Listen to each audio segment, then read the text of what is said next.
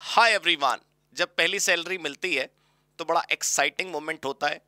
सबको लगता है कि चलो बस अब पार्टी कर लेते हैं, कोई एक नया फ़ोन खरीद लेते हैं, कोई एक नई एसेट खरीद लेते हैं। लेकिन दोस्तों, इमोशंस के साथ साथ थोड़ा वाइजनेस भी होनी चाहिए। थोड़ा दिमागी कसरत करने के बाद सोच समझकर ये फैसला करना चाहिए कि आपको पहली सैलरी कहाँ खर्च करनी है।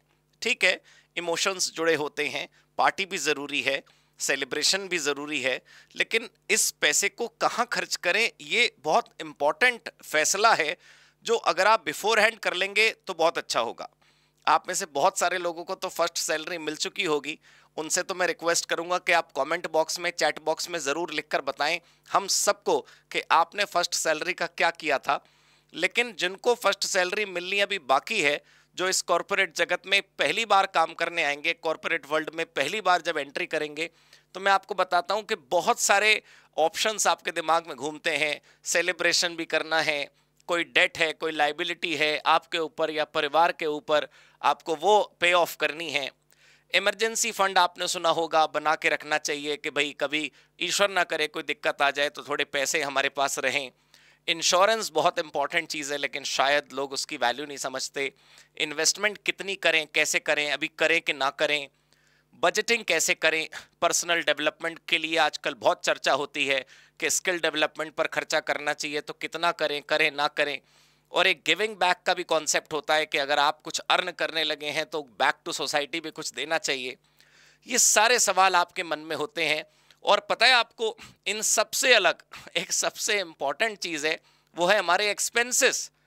वो एक्सपेंसेस तो ऐसे हैं जो अनअवॉइडेबल हैं, वो तो करने ही हैं, जो अभी तक किसी तरह मैनेज हो रहे थे। यहां पर तो मैंने वो चीज़ें लिखी हैं जिनकी आपने प्लानिंग करनी है। खर्चे तो होंगे ही, लेकिन आपके लिए मैं एक सिंपल सोल्यूशन लेकर आया हूं। मैंने कोई फैंसी पावर पॉइंट प्रेजेंटेशन नहीं बनाई, कोई इन्फ्लुएंशियल एक्सेल आपके लिए मैंने नहीं बनाई। मैं एज अ चार्टर्ड अकाउंटेंट आपको सिंपल प्रोफेशनल एडवाइस देना चाहता हूं, जो आपके बहुत काम आएगी दोस्तों। आप बहुत ध्यान से मेरी परसेंटेज एलोकेशन देखिएगा। हो सकता है कि इस परसेंटेज एलोकेशन को आप शुरुआत में न समझ पाएं, लेकिन जब आपके हाथों में सैलरी आएगी और मैं आपको होमवर्क भी दूंगा, अगर आप कर सकें ऐसा, तो किसी भी अमाउंट से 20,000, 25,000, 30,000, 35,000, 40,000, 50,000, 1 लाख के ऊपर कंप्यूट करके भी आप देख सकते हैं कि आपको पैसे कितने किस हेड पर खर्च करने हैं। आपको इस बात का ध्यान रखना है कि सब कुछ जरूरी है, लेकिन पहले क्या जरूरी है वो भी आपको ध्यान रखना है। आपके बरसों की मेहनत रंग लाई, आपकी नौकरी लगी, आपकी पहली सैलरी आई, आपके परिवार को भी सेलिब्रेशन का हक है, आपके नियर एंड डियर वंस को भी सेलिब्रेशन का हक है।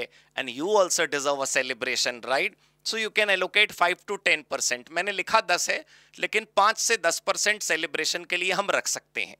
याद रखिएगा कि ये सेलिब्रेशन वन टाइम है, लेकिन ज़िंदगी के मसले और मामलात हमेशा के लिए हैं। तो ये वन टाइम सेलिब्रेशन है, पहला सेलिब्रेशन है, बहुत ज़्यादा खर्च करने की ज़रूरत नहीं है।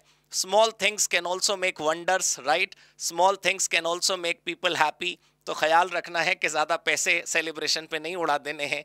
पता चला पहली सैलरी से इतनी सेलिब्रेशन कर ली कि हमारे ऊपर ईएमआई ट्रैप आ गया, हमारे ऊपर लाइबिलिटीज़ का ट्रैप आ गया, राइट? ऐसा नहीं करना है। एक बहुत मशहूर कहावत है, हम सब जानते हैं, आप लोग भी जानते होंगे, बट समस्या ये है कि कोई मानता नहीं, कि आपको एक्सपेंस करना होना चाहिए आफ्टर सेविंग। लोग करते हैं सेविंग आफ्टर एक्सपेंस, पहले सारे खर्चे कर लेते हैं, फिर देखते हैं अरे जी बचता ही नहीं, कहाँ से सेव करें, कहाँ से इन्वेस्ट करें, कुछ बचता ही नहीं है। तरीका ही गलत है। आपने एक्सपेंसेस को सबसे लास्ट में रखना है। जब आप पैसे अलग निकाल देंगे ना टीडीएस की तरह, तो जो पहले कट जाएगा तो वो बचेगा ही नहीं, तो खर्च क्या होगा। प्रॉब्लम यह है कि हम पहले सारे खर्चे निपटा लेते हैं और फिर देखते हैं जो बचा है उसमें से कितना हम खर्च कर सकते हैं सेविंग्स पर, इन्वेस्टमेंट पर। कैसी अजीब बात है। 10% दोस्तों इमरजेंसी फंड के लिख रखिए। अगर आपको मेरे एलोकेशन में ये लगता है ना कि थोड़ा ज़्यादा है, तो आप थोड़ा कम कर सकते हैं, डिपेंडिंग अपॉन द रिक्वायरमेंट। भाई सबकी स्थिति एक जैसी नहीं होती। कभी कभी बहुत बड़े लाइबिलिटीज से आप बाहर आ रहे होते हैं, कभी कभी बहुत कोई मेजर रिक्वायरमेंट आपकी होती है। हमारी कभी कभी ज़िंदगी में कुछ ऐसी समस्याएं होती हैं जिनको सॉल्व करना सबसे मैंडेटरी होता है, तो उनको आप प्रायोरिटी दे दें, कोई बात नहीं। लेकिन एक मैं नॉर्मल स्टैंडर्ड सिनेरियो बता रहा था कि 10% पैसा सर भविष्य के लिए रखिए इमरजेंसी फंड में, एक अलग बैंक अकाउंट खोल लीजिए, या लिक्विड म्यूचुअल फंड्स आते हैं, ऐसे म्यूचुअल फंड्स होते हैं जिसमें आप आसानी से विड्रॉ कर सकते हैं, इमीडिएटली विड्रॉ कर सकते हैं, उसमें रखिए, आपका पैसा बढ़ेगा। सेविंग से भी ज़्यादा बेहतर है कि आप म्यूचुअल फंड्स में उस पैसे को रखें। मैं आपके लिए अलग वीडियो लेकर आऊँगा कि इमरजेंसी फंड कैसे मैनेज करें, स्टार्ट इन्वेस्टमेंट कहाँ से करें, वो सब हम एक अलग वीडियो में देख लेंगे। बट फिलहाल आज एलोकेशन की बात करते हैं कि पैसे अलग रख दें, कितने अलग रख दें। इन्वेस्टमेंट का दोस्तों आप सब जानते हैं कंपाउंडिंग इफेक्ट। इन्वेस्टमेंट जितना जल्दी शुरू करेंगे ना, उतना आपके लिए बेहतर होगा, उतना जल्दी आपका गोल पूरा होगा। भाई आपकी पहली सैलरी आई है ना, अभी आपको घर लेना है, आपको गाड़ी लेनी है, आपको अपनी ज़िंदगी के वो खर्चे करने हैं जिसका लोग ख्वाब देखते हैं, सारे खर्चे आपके पूरे होंगे। लेकिन गोल ओरिएंटेड इन्वेस्टमेंट करना स्टार्ट करेंगे तभी तो।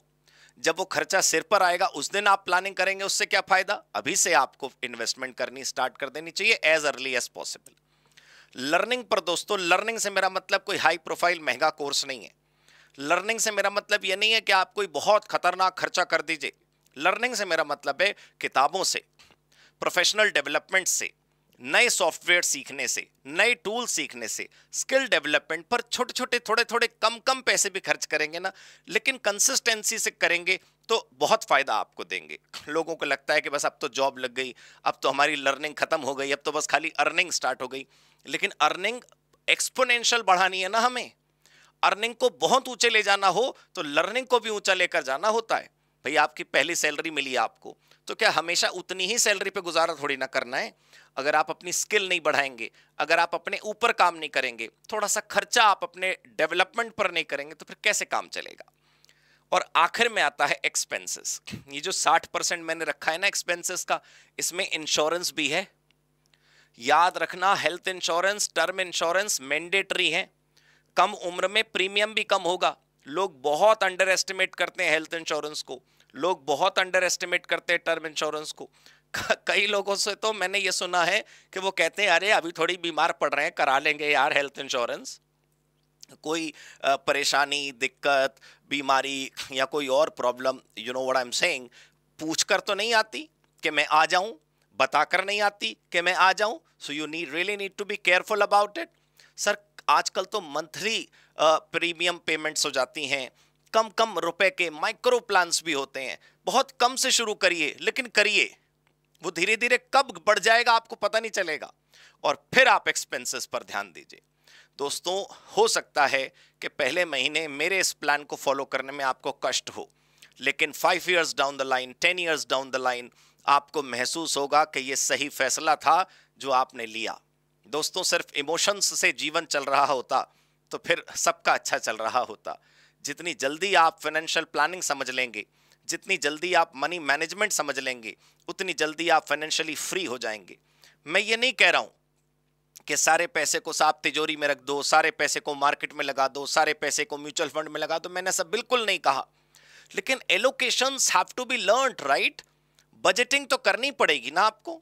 और अगर आपकी अभी पहली सैलरी आने में समय है, अगर अभी आप स्टूडेंट हैं, तो भी आपको ये बजटिंग कर लेनी चाहिए, क्योंकि फिर जो उस दिन फैसिनेशन होगा आपको, उस दिन जो एक्साइटमेंट होगा, उसमें कहीं कुछ महंगे मोबाइल और कुछ महंगी चीज़ें आप ना खरीद डालें।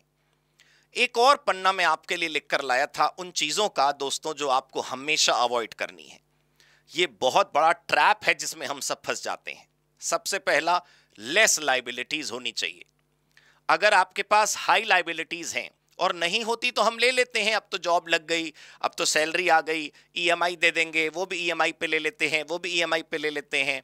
क्रेडिट कार्ड्स हमारे बन गए या बनवा लेंगे, क्या फ़र्क पड़ता है, थोड़े थोड़े तो पैसे देने पड़ेंगे।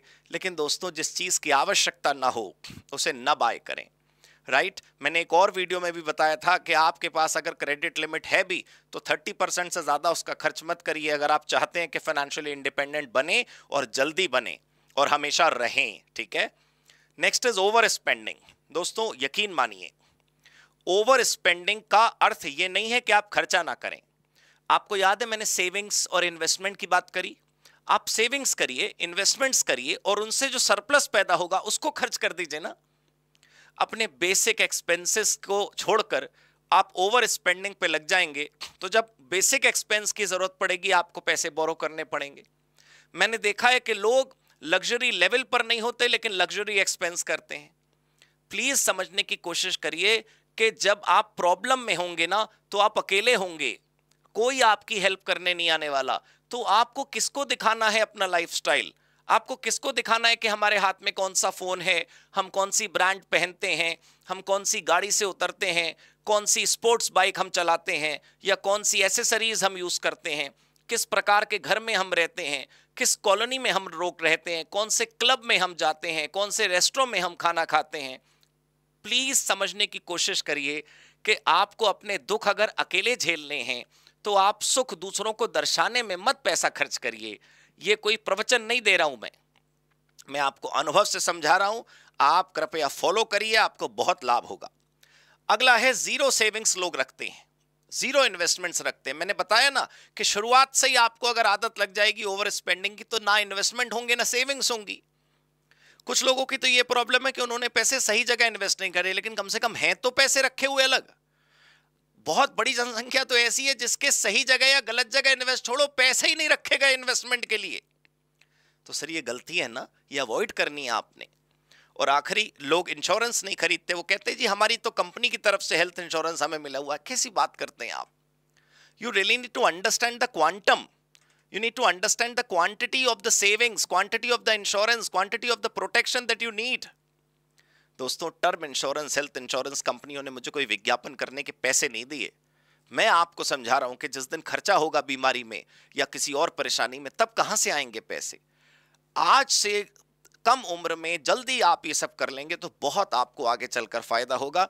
किसी इन्फ्लुएंशियल वीडियो को देखना नहीं पड़ेगा आपने। शुरुआत से आप संभल कर चलेंगे और हर काम कंसिस्टेंसी से करेंगे, इस प्लान को कंसिस्टेंसी से फॉलो करेंगे तो आप बहुत जल्द फाइनेंशियली फ्री रहेंगे।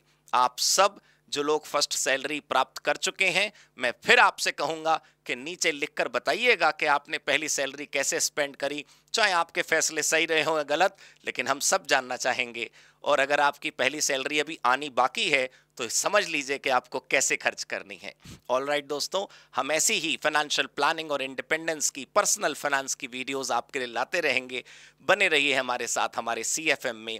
Join CFM, be skilled, be a pro.